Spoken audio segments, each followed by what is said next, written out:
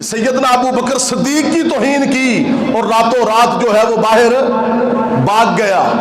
حالانکہ حق یہ تھا اسے قانونی ادارے پکڑتے, اسے یہ نیشنل ایکشن پلان والے پکڑتے اور اس سے کہتے تو نے نبی کے ابو بکر صدیق کی گستاخی کی ہے.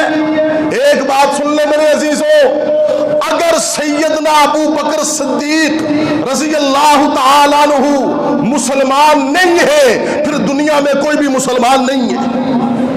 یہ نبی کا وہ یار ہے ابو بکر صدیق, یہ نبی کے وہ صحابی ہیں کہ ان کی صحابیت پر اللہ کا قرآن گواہی دے رہا ہے. ان کی توہین کی گئی.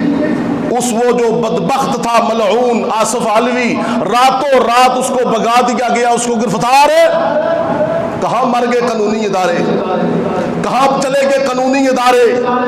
ہم احتجاج کریں انہیں نظر آتا ہے, انہیں ملعونوں کی گستاخیاں نظر نہیں آتی. آج کل ایک اور کمینہ اٹھا ہوا ہے کراچی سے, میں اس کو شہنشاہ نقوی نہیں شہنشاہ نقلی کہوں گا. وہ کمینہ اٹھ کر نبی کے صحابہ پہ زبان درازی کرتا ہے, اس کو پوچھنے والا کوئی نہیں, اس کے خلاف ایکشن لینے والا کوئی نہیں. ہماری مجبوری یہ ہے, صحابہ ہمارے ایمان کا حصہ ہے, صحابہ قرآن کا حصہ ہے. اللہ کے نبی نے فرمایا جس نے صحابہ سے محبت کی اس نے مجھ محمد سے محبت کی. صحابہ کا پیار مدینے والے کا پیار ہے, صحابہ کی محبت مدینے والے کی محبت ہے. اور اللہ کے نبی نے فرمایا جس نے صحابہ سے نفرت کی اس نے مجھ محمد سے نفرت کی. نعوذ باللہ, جس نے صحابہ سے بغض کیا اس نے مجھ محمد سے بغض کیا. تو آج وہ کراچی کا شہنشاہ نقلی ہو اور وہ ایک شہیدی ہو, وہ اٹھ کے میڈیا پر نبی کے صحابہ کی توہین کریں, نہ مولوی بولے نہ میڈیا بولے نہ ٹی وی بولے, اور سرکاری ملا تو بالکل خاموش. جب بادشاہ وقت کی تعریف کی بات ہو تو وقت کے بادشاہ کو امیر المومنین بنا دیتے ہیں. ریاست مدینہ وہ ریاست مدینہ ہے جس میں نبی کے صحابہ کا احترام ہو. اللہ نے کل قیامت والے دن پوچھ لیا تو اللہ کو کیا جواب دیں گے؟ بار بار یہ گستاخیاں ہو رہی ہیں اور میڈیا پر آ رہی ہیں, مگر کوئی بھی ادارہ ایکشن لینے کے لیے تیار نہیں ہے.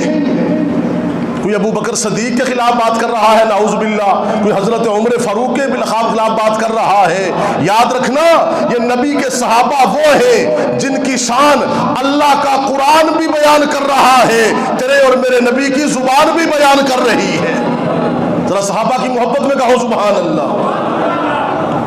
میرے عزیزو سن لیں, ایک قرآن کی آیت سنے بات سمجھ آئے گی. اللہ قرآن میں فرماتا ہے کہ اے دنیا والو فالذین ہاجروا, میرے نبی کے صحابہ وہ ہیں جنہوں نے ہجرت کی, وَأُخْرِجُوا مِن دِيَارِهِمْ, گھروں سے نکال دیا گیا, گھروں سے نکال دیا گیا, وَأُوذُوا فِي سَبِيلِي, خدا را سبحان اللہ کہے, میں اپنا ذوق پیش کر دیتا ہوں, کہے ذرا پیار سے سبحان اللہ.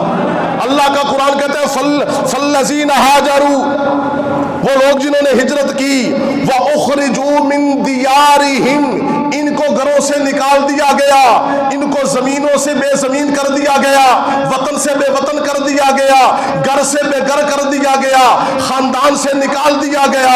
میں اپنے ذوق میں کیوں نہ کہوں کہ نبی کے صحابہ وہ صحابہ ہیں جنہوں نے مکہ چھوڑ دیا, مدینہ چھوڑ دیا.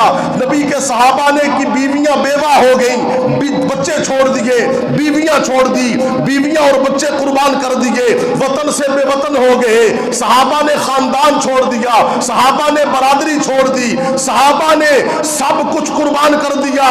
صحابہ اکرام رضوان اللہ علیہم اجمعین وہ قدسی الاصل جماعت ہے کہ جماعت صحابہ نے ہر چیز کو چھوڑ دیا, مگر صحابہ نے نہ خدا کو چھوڑا نہ دامن مصطفیٰ کو چھوڑا.